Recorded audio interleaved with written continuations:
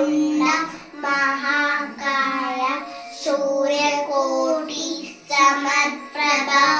निर्विघ्नं कुरु मे देव सर्वकार्येषु सर्वदा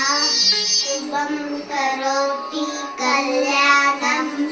आरोग्यं धनसम्पदा विनाशाय सत्यं विभक्तो नमोस्तुते दिव्यादिव्याधिपक्का